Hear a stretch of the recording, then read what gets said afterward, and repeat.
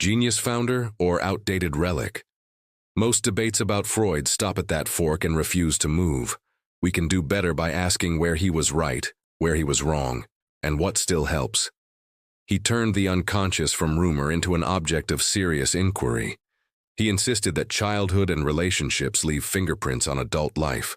He argued that talking carefully about meaning can change symptoms and choice. Those claims shaped a century of questions about mind, memory, and motive. They still echo in clinics, classrooms, and living rooms today. Begin with what endures when the costumes are updated. We know that much of mental life is unconscious and fast. You reach for a word, choose a seat, or flinch before you think. Cognitive science maps implicit processing, habits, and priming without borrowing Freud's mythology. The insight stands. We are steered by forces we do not fully see. We also know the mind defends itself in patterned ways. Anna Freud cataloged maneuvers like denial, projection, and rationalization with a practical eye. Modern psychology still finds these patterns in lab studies and everyday misunderstandings. Naming a defense can loosen it, especially when the tone is curious rather than cruel. Freud also wagered that conversation could heal, not by lecturing but by listening. A skilled dialogue makes the implicit explicit and gives experience new words and options. Therapy research, summarized by modern voices like Jonathan Shedler, reports durable gains for many people. The working alliance, reflective insight, and repeated practice matter more than slogans or tribes. Now the limits, because reverence without revision becomes museum air. Freud's theory centered sexuality in ways that often overshot human complexity. He framed women through the lens of so-called penis envy, a claim rightly criticized for bias. He treated the Oedipus myth as nearly universal, ignoring cultural variety and family diversity. He made speculative leaps that could not be tested or refuted in his time. Some case reports leaned heavily on interpretation and lightly on verification. Much was brilliant intuition. Too much was unfalsifiable story. Scientific standards moved, and the field had to move with them. Holding both sides allows something precious to survive. A historical vignette brings the person into view beyond the textbooks. Freud became a global celebrity, translated, debated, and caricatured across continents. As fascism darkened Europe, he fled Vienna for London with help from supporters. His fame traveled with him, yet exile marked his final years with loss. The theory was grand. The life was weathered by history's storms. Now a modern vignette where the legacy breathes without wearing a century-old suit. A therapist meets a client stuck between self-criticism and avoidance. They blend psychodynamic curiosity about patterns with cognitive tools for daily experiments. They use mindfulness to notice defenses as they unfold in real time. They explore childhood templates while rehearsing new choices in the present week. The roots are Freudian. The branches reach into newer skies.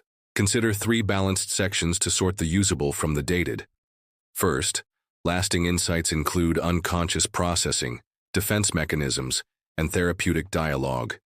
These map onto current findings about automaticity, emotion regulation, and the power of naming.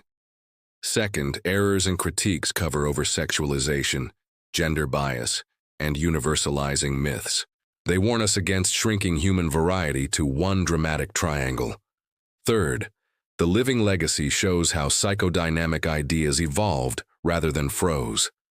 Attachment theory reframed early bonds as secure, anxious, or avoidant rather than romantic melodrama. Neuroscience links emotion, memory, and prediction without reducing meaning to molecules. Integrative therapies borrow freely across schools while keeping depth, relationship, and story.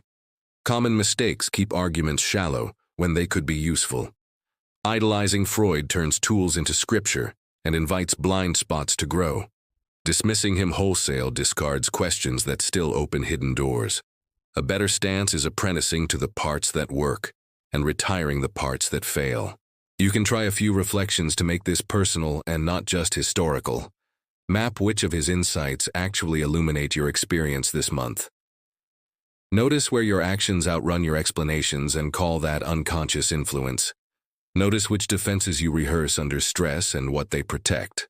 Map which of his claims feel outdated or constricting in your life. Retire the ones that shame or shrink without offering freedom or care. Ask what role self-exploration plays in your well-being and relationships. Does honest reflection help you choose, or does it turn into rumination?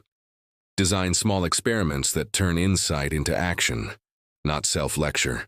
One more anchor keeps the story grounded in its time and ours. Freud wrote amid uncertainty, censorship, and the machinery of power.